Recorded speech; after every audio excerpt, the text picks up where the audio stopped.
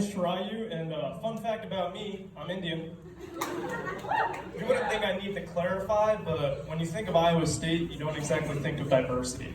I mean, just take a look at this audience. It's a bunch of white people and this guy.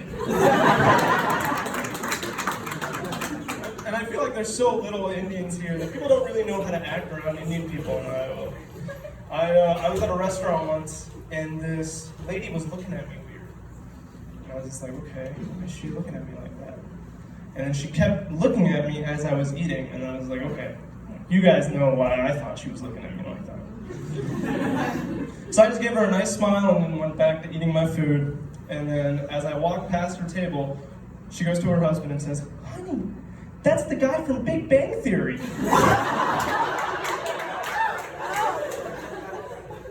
First of all, I'm way taller than him. But, being in Iowa as an Indian guy, I experienced a lot of racism. Not from people, but from dogs. To explain this to you, last year, my best friend's grandfather had brought his dog to his house. And me and my best friend Tristan went to his house, and we wanted to play with the dog.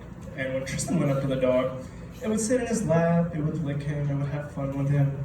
As soon as I got there, it started trembling in fear. Started shivering and started going back into its cage. And that's when I realized, wait a second, this dog is from like some small town in northwest Iowa. This dog has not seen a brown person before. So I told my friend, what we're gonna do is we're gonna starve your dog. And the next day, I go and I have a bag of dog treats, and I go up to her and I say, Billy, I take a dog treat, hold it right next to my skin, and I say, look, Billy, brown is good. Then I feed her a dog treat, and let her eat it. Just take another dog treat. Billy, brown is good. Give her a dog treat, eat it. 40 dog treats later, I finally got her to sit in my lap. You can clap now. I solved racism, it's okay. So that's how I pick up women now. But instead of dog treats, what I do is I go into a Starbucks, order a nice caramel macchiato, hold it right up next to my skin, look at a girl and just say, brown is good. And if anyone ever asks me why, I just say, well, it works on all the bitches.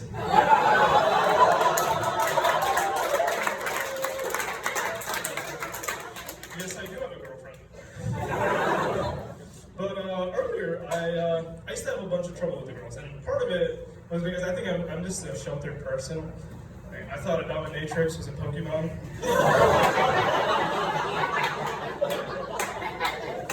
It is not. That thing was the first time I ever saw a vagina.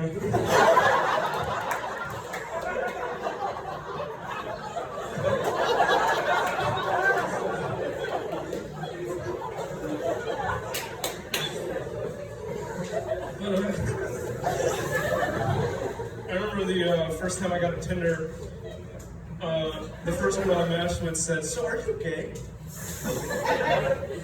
And I said, no, I have Indian parents. My parents would be so disappointed in me if I told them I was gay. Hell, my parents were disappointed in me when I told them I was straight. I remember the conversation. I was with my first girlfriend.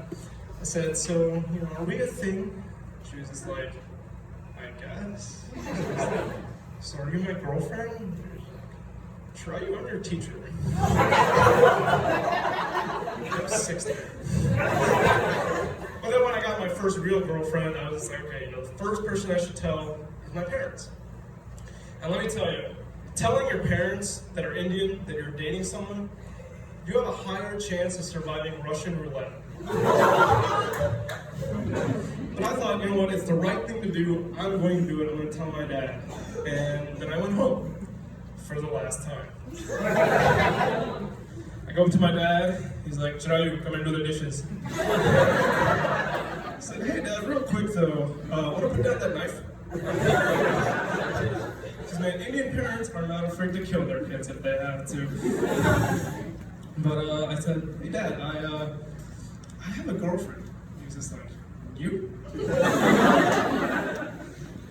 I was like, yeah, me. And he's like, you can talk to girls.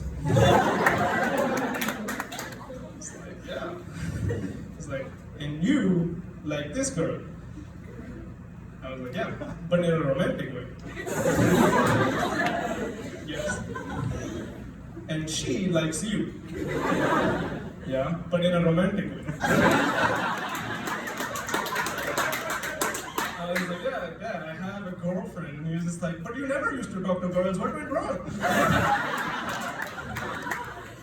I was like, I don't know, I've always liked girls. And he was just like, since when? He's like, you know what, I don't believe you.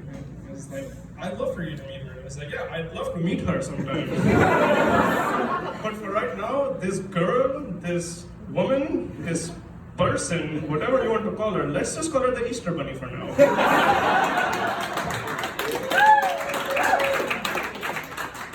I think part of the troubles that I have with girls just comes from like the fact that I'm not able to connect with a lot of people in my classes, you know, because a bunch of people in my classes are AG students. And when you see an AG student, you're just like, yep, he's an AG student.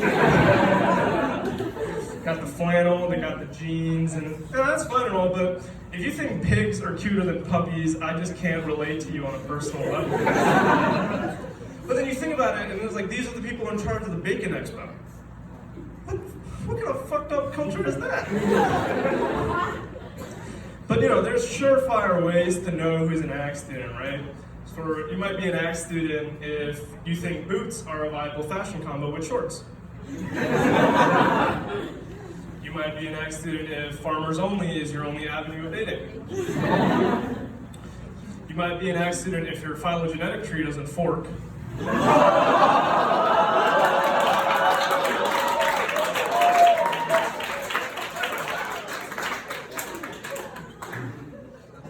might be an AG student if your belt buckle is inversely the size of your IQ.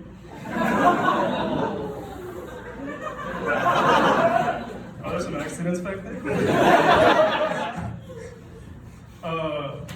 If you've ever said the N-word after drinking one Busch Light, you might be an accident. But if you said the N-word before drinking one Busch Light, then you might also be an accident.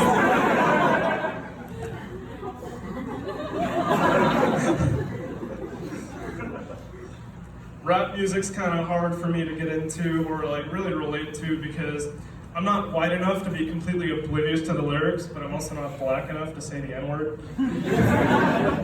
So it puts me in a really awkward spot. But what I decided to do was every time I heard the N-word in a rap song, I would replace it with the word muffin.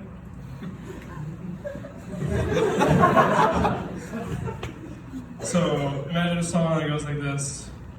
I'm gonna ride with my motherfucking muffin. And I'm gonna die with my finger on the trigger. Problem is it doesn't rhyme, but my dad's in the car next to me and he's like, why would a muffin fuck a mother?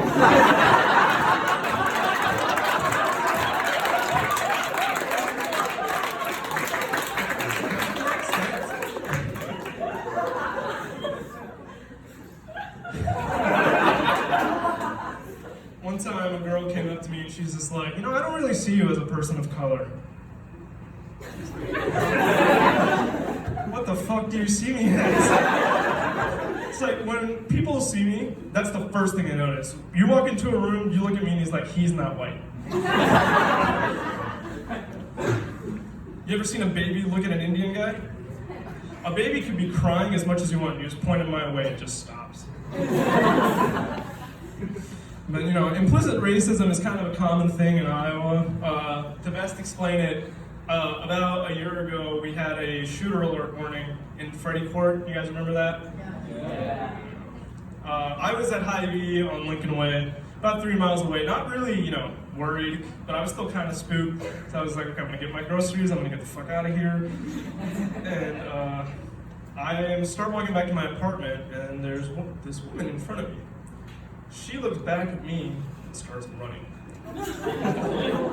I'm like, I don't know what the fuck's behind me. I'm gonna start.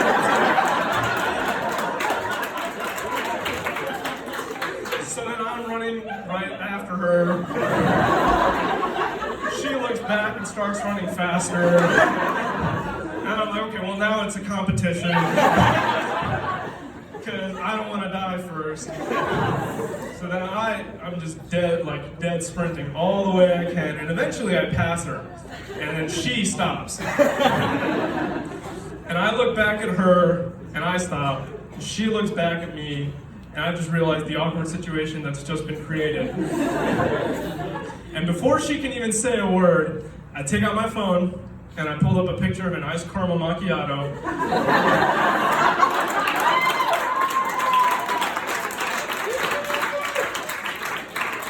Right next to my skin, and I said, "Brown is good."